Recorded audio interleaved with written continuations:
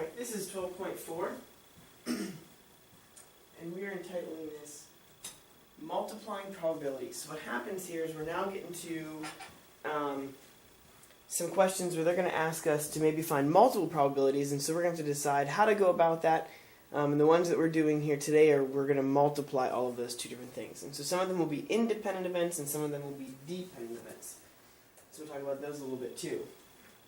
So the first start, if two events, A and B, are independent, which you remember from the last lesson, independent just means that one does not affect the other, then the probability of both events occurring is just the multiplication of each. So if you're looking at what's the probability I get a 1 and then a 2 when I roll a die, well, the probability of getting a 1 is 1/6, the probability of getting a 2 is 1/6, and you multiply this together to get 1 out of 36.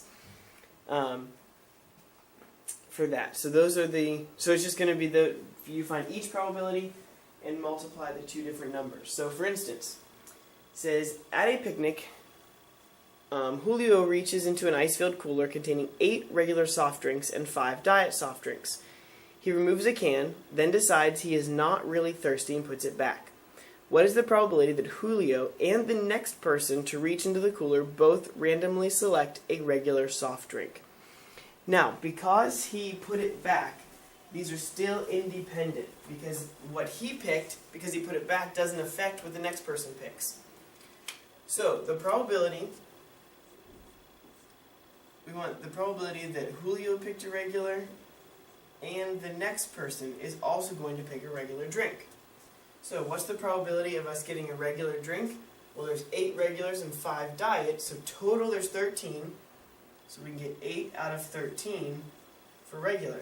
Now, because it's the word and, that's your big clue. If it says and, you multiply them. And then we have, again, another 8 out of 13. So what's the probability? It would be 8 times 8, which is 64, out of 13 times 13, which is 169. And so that's your probability there. And we could divide that out and actually find a number for that, a percentage, if you will. If we take 64 divided by 169, we get 0.3, we'll say 0.379. So it's about 38% chance that they're both going to pick a regular soft drink.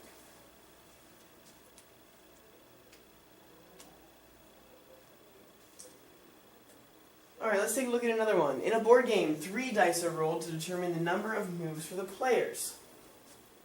It says, what is the probability that the first die shows a 6, the second die shows a 6, and the third does not? So again, we're looking for, if I look at a probability, we're looking for a 6, and then not 6. So what's the probability of getting a 6? 1 out of 6. Times, because it's and. Again, another 1 out of 6. Times, how many are not 6s? 5 out of 6. So 1 times 1 times 5 gives us 5. 6 times 6 is 36. Times 6, let's see, 72, 144.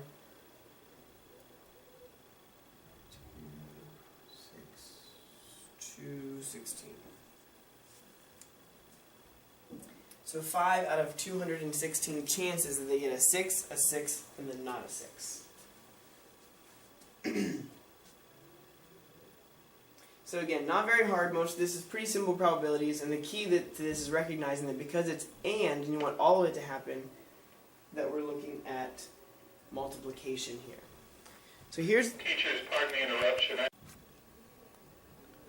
So this one is the probability of two or more dependent events, which you remember, dependent means that one affects the other.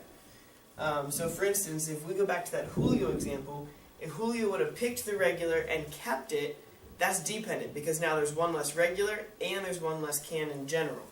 So those are two different things. So what we do, all that changes, you're still multiplying, but it's just a new probability for B. So for instance, if I were to go back to that same Julio example, the probability of Julio getting it was 8/13, but the probability of the next person getting it was 7 out of 12, because there's one less regular and one less can overall. So that's the only difference here, is that you have to rearrange your numbers and refigure those based on what happened in A. So the host of a game show is drawing chips from a bag to determine the prizes for which contestants will play. Of the 10 chips in the bag, 6 show television, 3 show vacation, and 1 shows a car. If the host draws the chips at random and does not replace them, find the probability that he draws a vacation, then a car. Okay, so first off, it tells us we have 10 chips. So we want the probability of vacation and car. Okay? Well, I guess we could also put then car. So we'll put vacation, then car, and it's not replacing it. Probability of picking a vacation. There are 3 chips that show vacations. That is 3 out of 10. Multiplied by, there's 1 that shows a car. So I have that 1, but now he has 9 chips because he didn't replace it. He didn't put it back. He says he does not replace them. So the chances of that happening are 3 out of 90, which is 1 out of 30. So there's a 1 in 30 chance of picking a vacation and then a car, which actually doesn't seem so bad, if you think about it. Alright, so we were moving right along. It says 3 cards are drawn from a standard deck of cards without replacement. So here's where we get back into our playing cards. And this is going to be a popular example.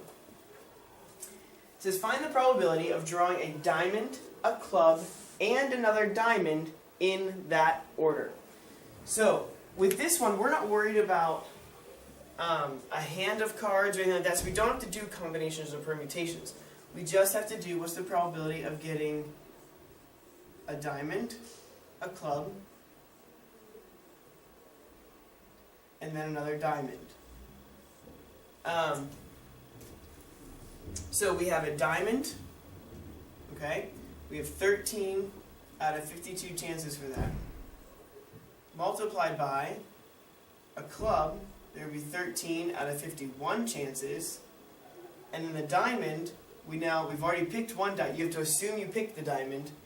There's now going to be 12 out of 50 options.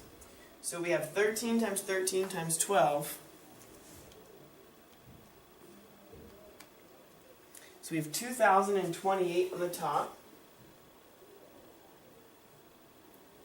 All over 52 times 51 times 50. And that is going to be 132,600.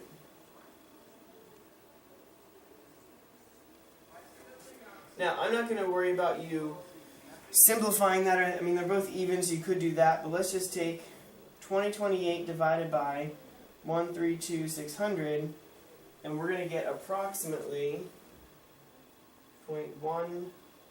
So there's approximately a 1.5% chance of that happening, which isn't so good.